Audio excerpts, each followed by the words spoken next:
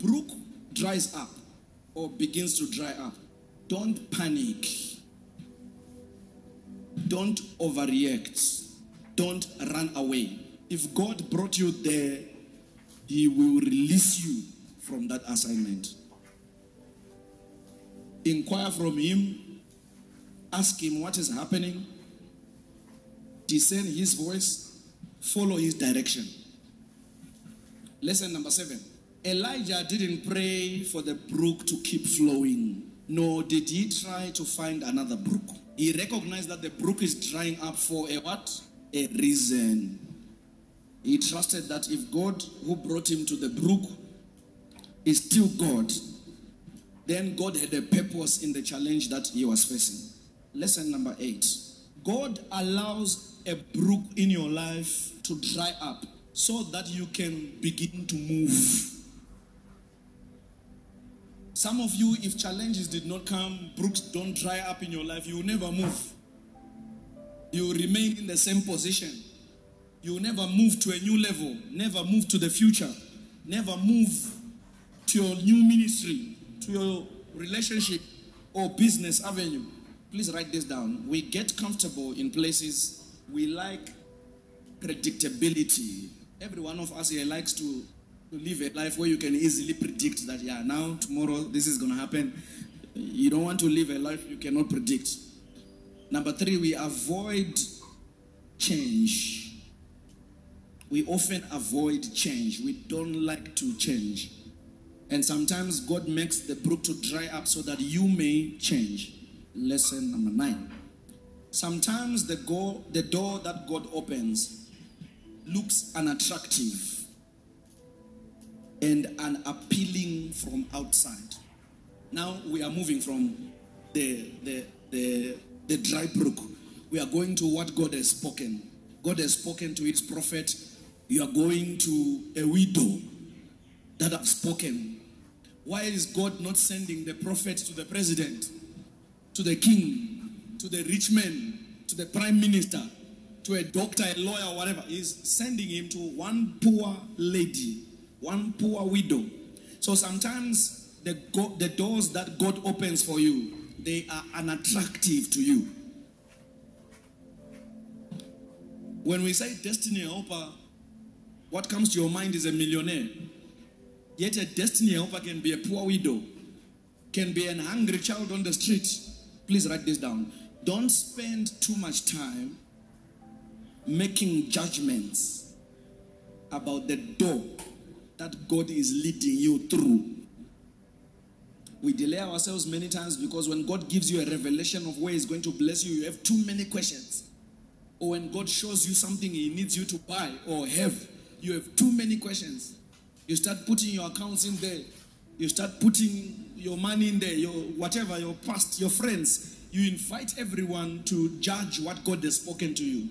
So don't spend time. If God says, go to the widow, immediately leave the brook, the dry brook, and go to the widow. If God has spoken, which means He knows what is going to happen there. So please don't spend time making judgments about the door that God is leading you through. It might not be the one you expect.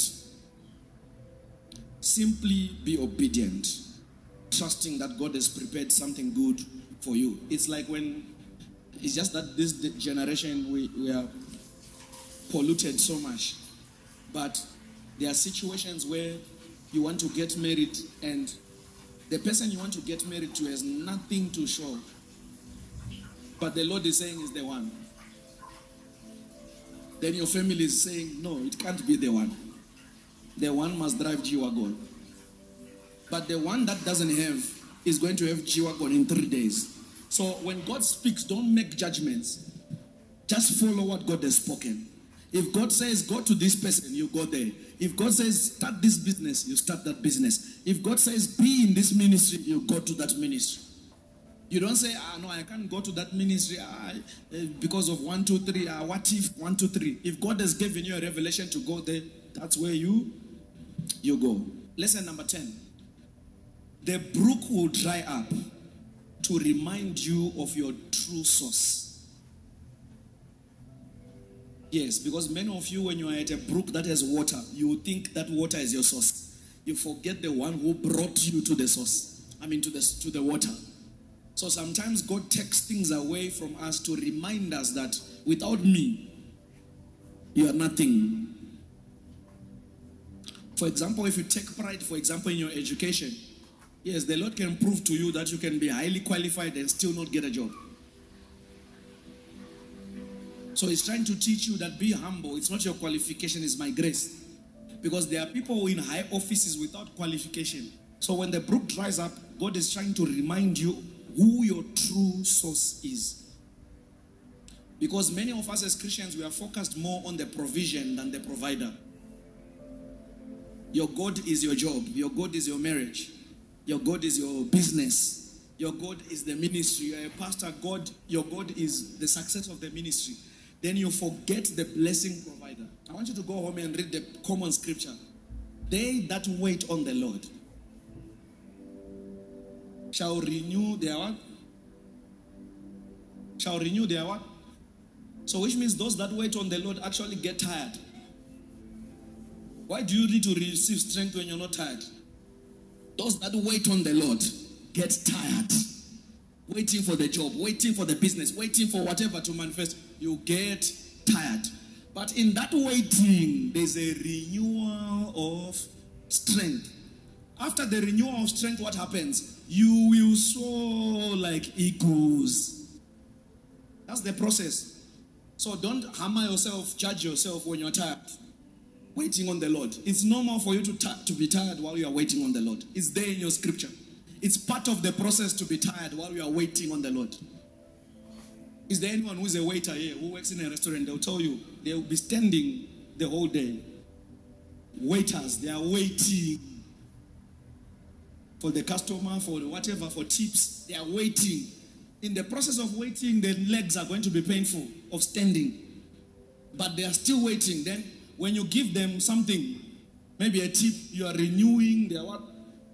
Their strength. Lesson number 11.